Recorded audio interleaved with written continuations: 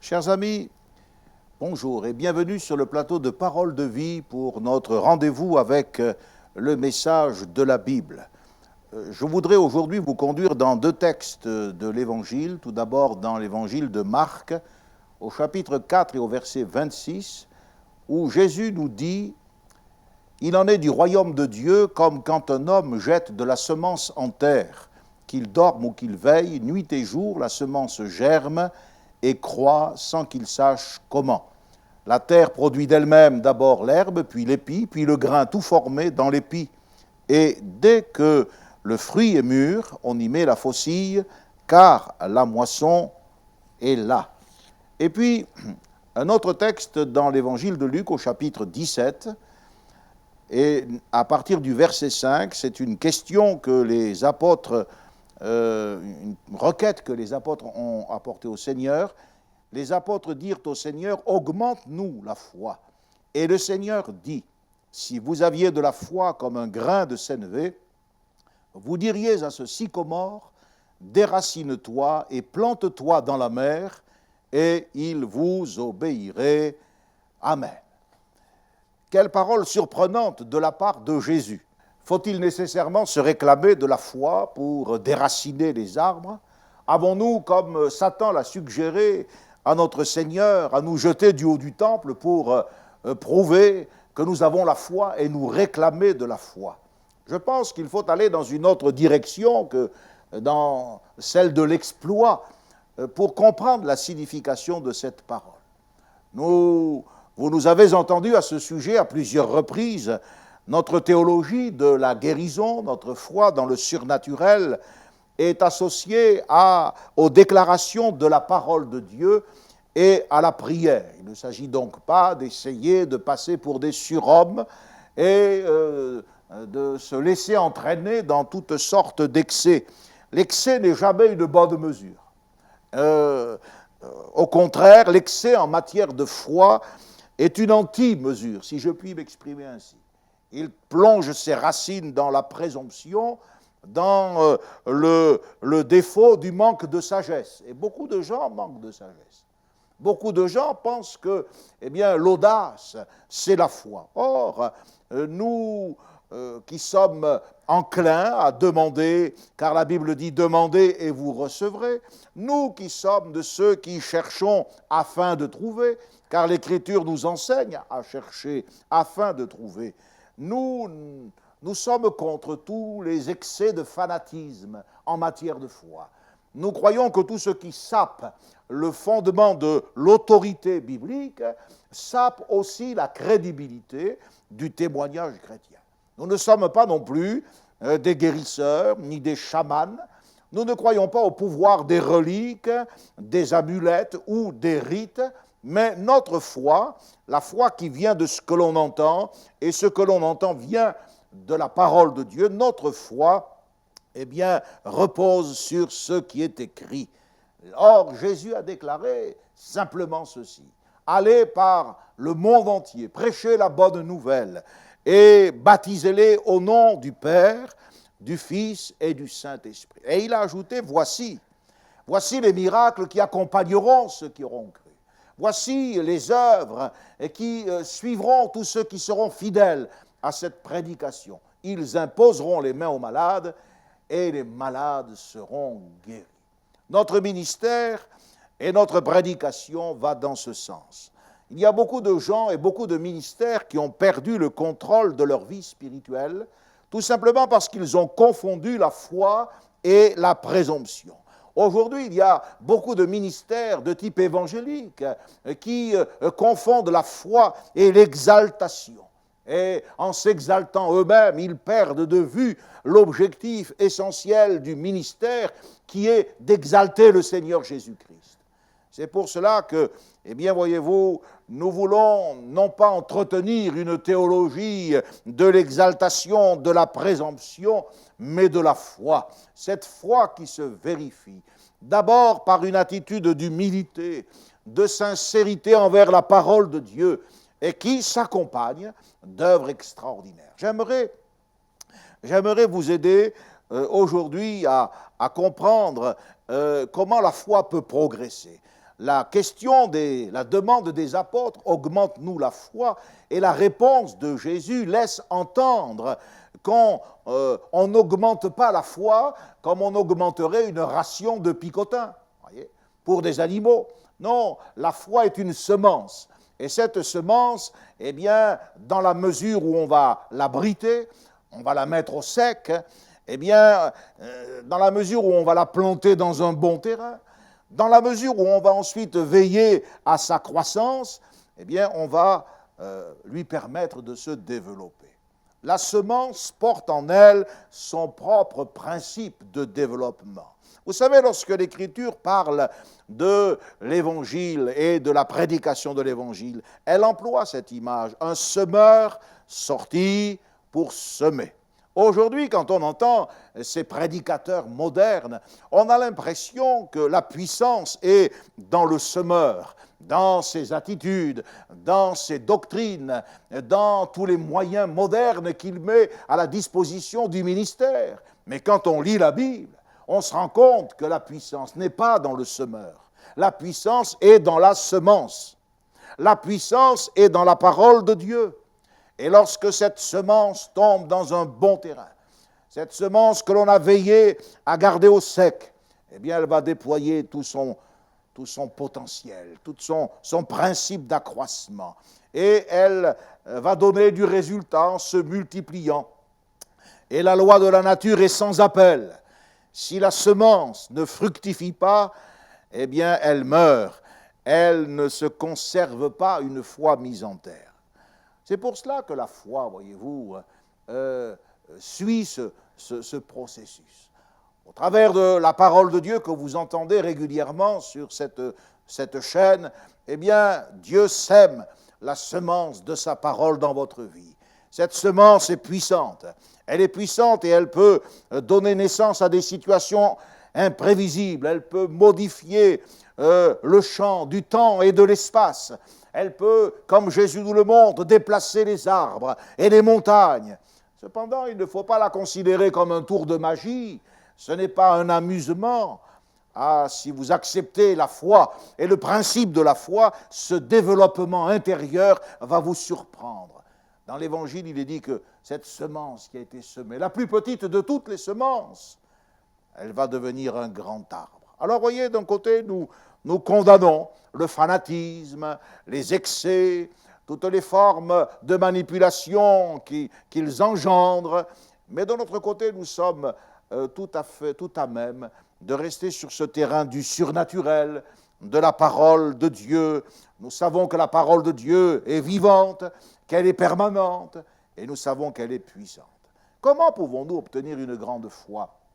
Eh bien, dans ce texte, il est question d'abord de l'herbe, puis de l'épi, puis le grain qui est tout formé. Et enfin, lorsqu'il y a la maturité, quand le grain est mûr, alors il y a la moisson. C'est vrai que nous sommes en droit de nous attendre à une moisson de bénédiction, une moisson de bienfait, une moisson de grâce, si nous avons semé la bonne parole, si nous avons semé le bon évangile.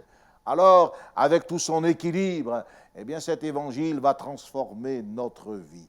Cette foi est aussi nourrissante que le grain lorsqu'il est retiré de l'épi, que la ménagère le transforme en pâte, et que cette pâte, eh bien, vous donne accès au pain. Le pain de vie, c'est là la bénédiction de Dieu. Ces différentes étapes dans le domaine de la végétation nous parlent également du développement de la foi, des progrès que la foi peut connaître si nous veillons sur elle. Seigneur, augmente-nous la foi. Dans un autre texte, eh bien, ils ont voulu avoir une grande foi. Vous savez, avoir une grande foi, c'est nourrir une ambition spirituelle remarquable. Il faut que vous sachiez qu'invariablement, une grande foi va produire un grand travail, va entraîner de grands combats et nécessiter de transformations. Les grands triomphes ne peuvent pas être obtenus autrement que par des combats acharnés. De même que dans de nombreux pays, la plus haute décoration militaire est symbolisée par une croix que l'on remet au cours d'une cérémonie, parce que cette croix symbolise le plus grand conflit que la nation a eu à livrer et la plus grande victoire, eh bien, de tous les temps dans la personne de Jésus. La Bible nous parle, c'est vrai, de ces violents qui s'emparent du royaume de Dieu avec force.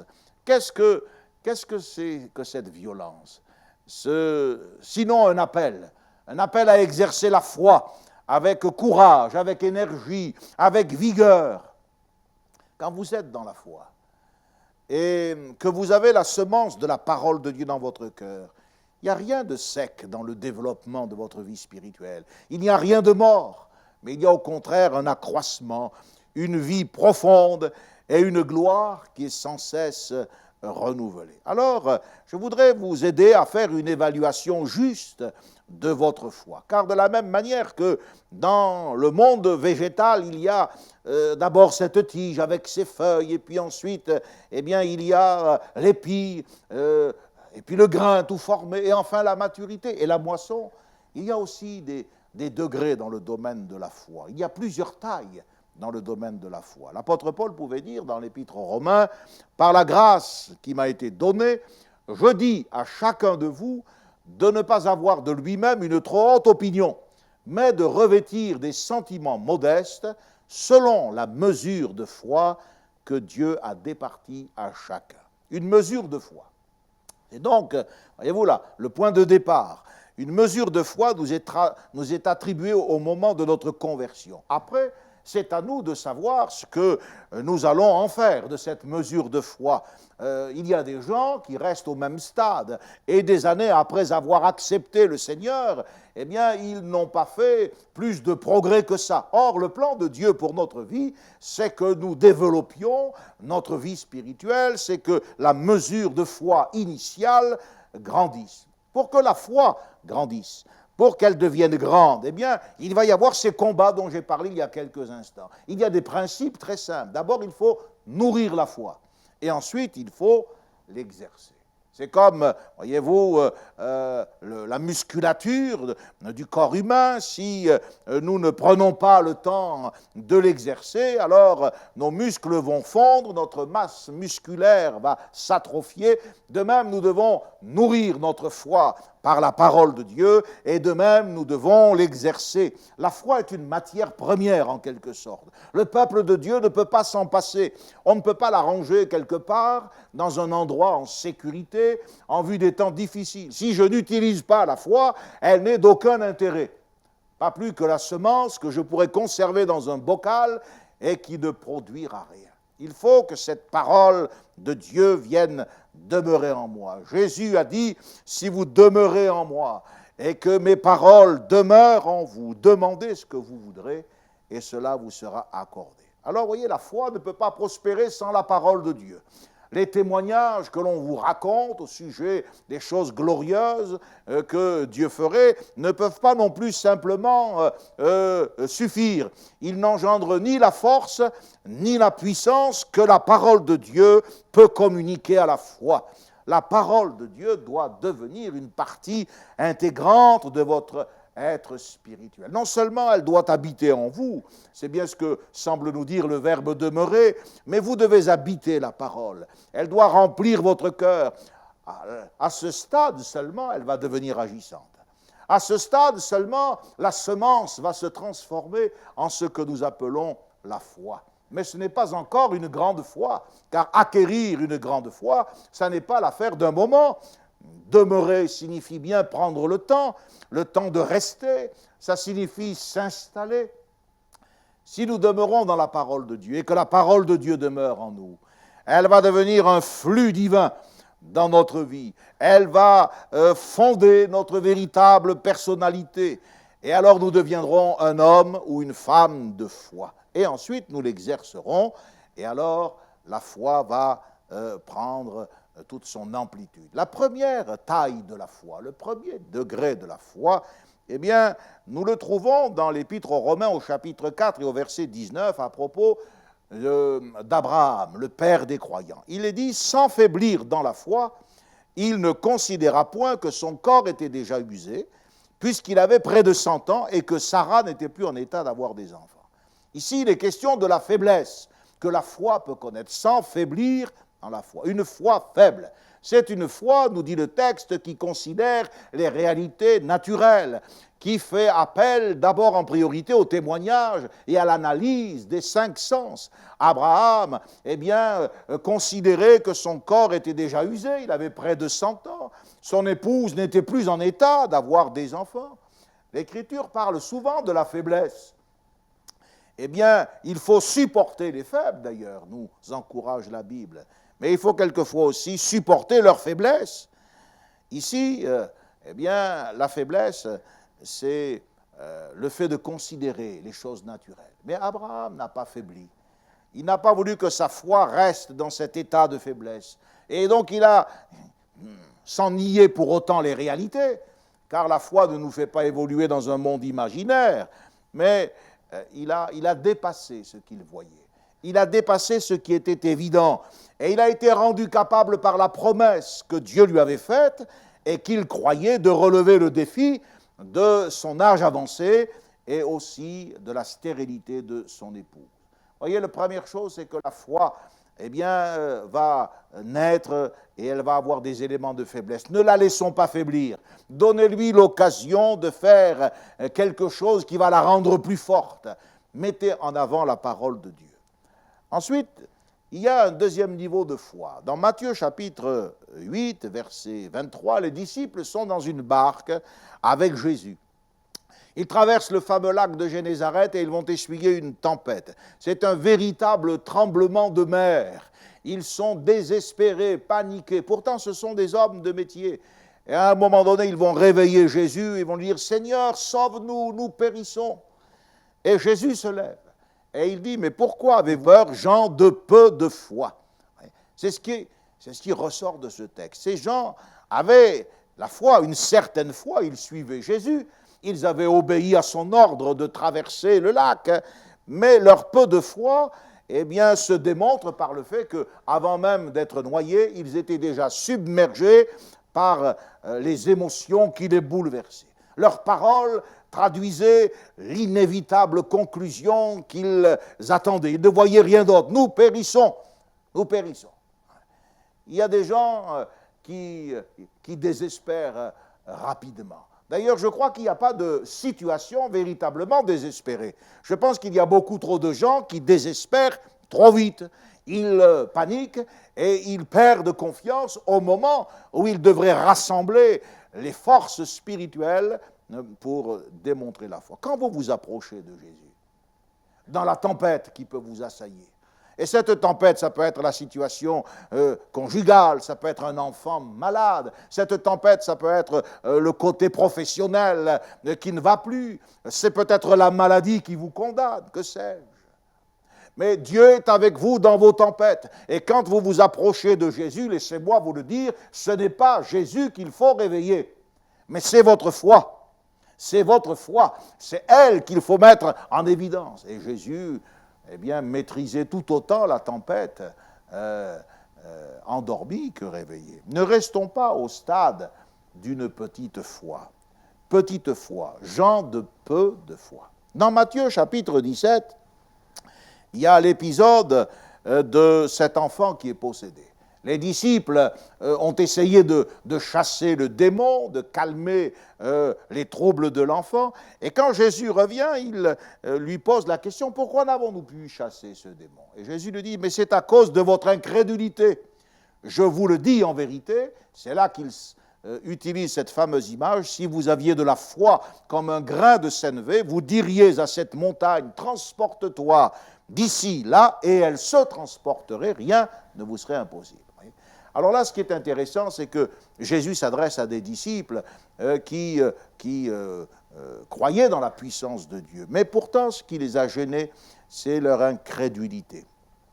Leur incrédulité. La version Tob dit « la pauvreté de votre foi ». Voilà. Une version en français courant dit « vous avez trop peu de foi ». Voilà.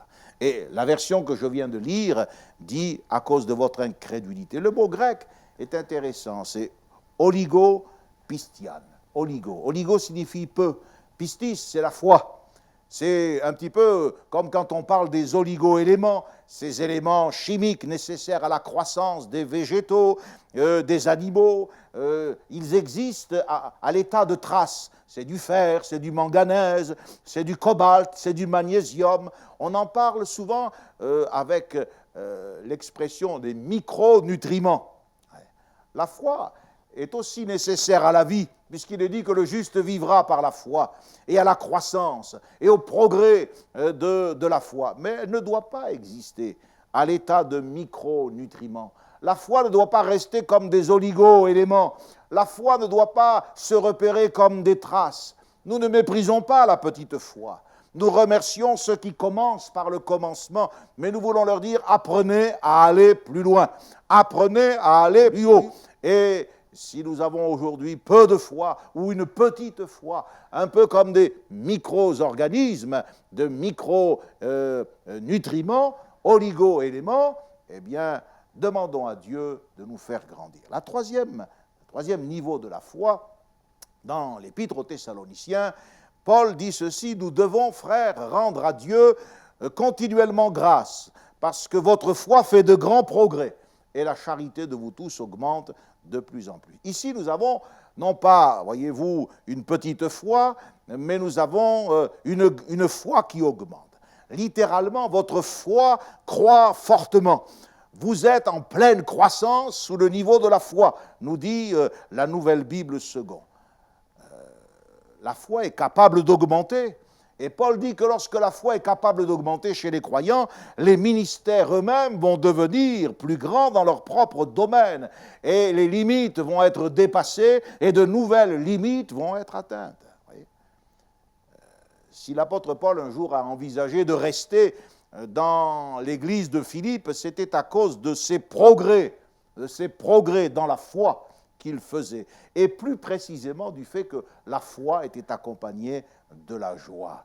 Il dit, je suis persuadé, je sais que je demeurerai, que je resterai avec vous tous pour votre avancement, c'est-à-dire pour vos progrès et votre joie dans la foi. Voyez-vous, qu'est-ce qu'une foi qui grandit fortement? Eh bien, c'est une foi qui sait se réjouir.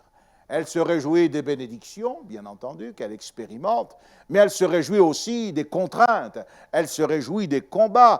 L'apôtre Paul dit que, eh bien, il se glorifiait dans toutes les églises de Dieu à cause de la persévérance de la foi au milieu de toutes les persécutions et de toutes les tribulations que les chrétiens devaient supporter. Les Thessaloniciens avaient une foi qui grandissait. Le contexte était difficile, il n'y avait pas que des ouvertures, que des miracles, que des prodigues, il y avait des combats, il y avait des luttes, et pourtant ils manifestaient la joie, ils persévéraient. Ils étaient capables de supporter la persécution, les détresses. La foi n'augmente pas, je vous l'ai dit, dans la facilité, mais au travers des difficultés et des souffrances, nous apprenons. Est-ce que ma foi grandit? Est-ce que ma persévérance, ma capacité à supporter les retours de situations, est-ce que tout cela me permet de garder quand même ma joie? Si j'ai un masque de tristesse permanent sur ma vie et que eh bien, je marche courbé tout le long du jour, c'est que j'ai abandonné déjà la croissance de la foi. Le quatrième niveau de la foi est dans l'Épître aux Romains au chapitre 4, au verset 21, la Bible nous dit qu'Abraham fut fortifié par la foi. Et il donna gloire à Dieu. Il avait la pleine conviction que ce que Dieu promettait, il pouvait aussi l'accomplir. Ça, c'est une foi forte.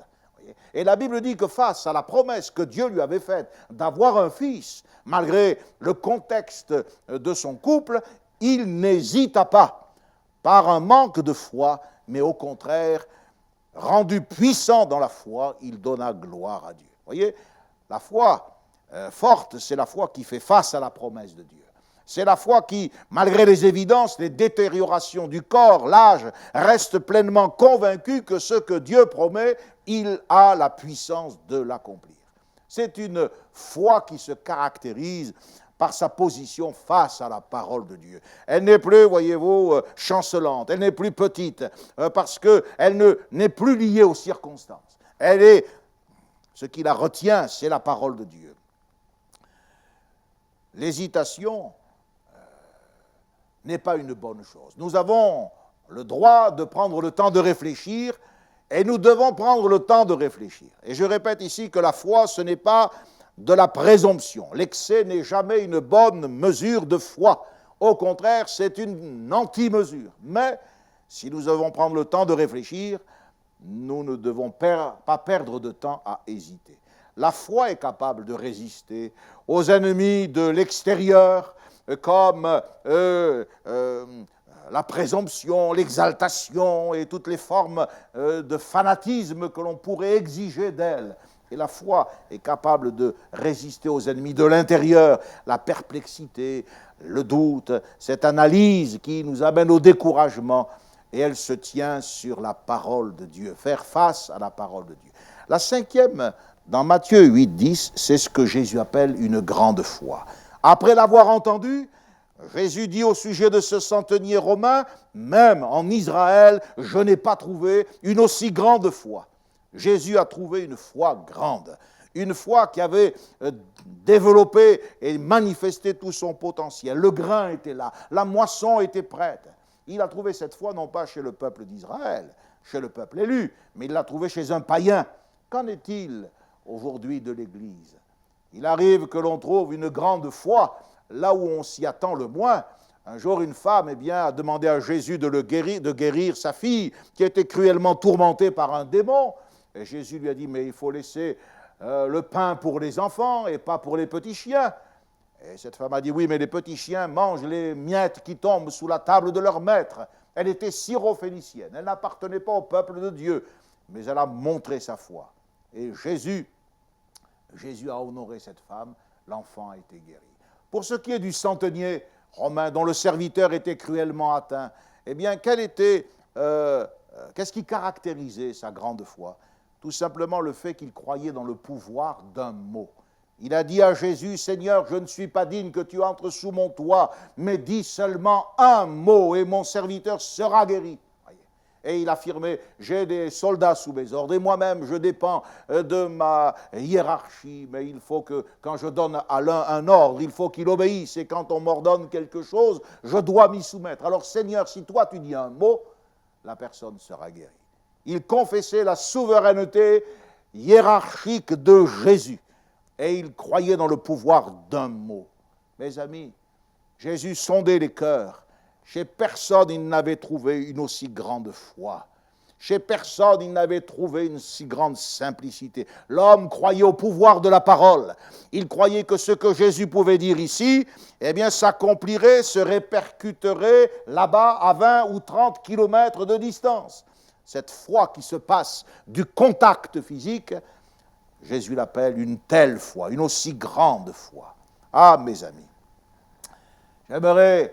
j'aimerais que vous puissiez connaître vous aussi ce développement. D'abord, la semence, puis l'épi avec ses tiges, et ensuite le grain tout formé, et enfin la moisson. Voilà ce qu'il nous faut aussi. Développer cet esprit de foi, et passer de la foi avec ses oligo-éléments, cette foi qui est petite, ce peu de foi, à une foi forte, à une foi grande. Cet esprit de foi dont parle l'apôtre Paul lorsqu'il dit « c'est parce que j'ai cru que j'ai parlé ». Cette foi dont Jésus a dit « ayez la foi de Dieu ». Non pas la foi telle que les hommes l'imaginent, qui se réduit à une vulgaire croyance entachée de superstitions et de rites malsains, mais la foi de Dieu, celle qui permet d'entendre la voix de Dieu, de croire ce qu'il dit et d'agir sur cette parole. Que Dieu vous bénisse et que le Seigneur vous accorde la grâce de voir cette foi lui permettre de vous accorder sa bénédiction. Terminons par la prière, je vous prie. Veuille bénir maintenant ta parole dans nos cœurs et veuille nous aider à grandir dans la foi, à faire une évaluation juste de notre foi. C'est vrai que souvent dans nos tempêtes, nous montrons ce que nous sommes.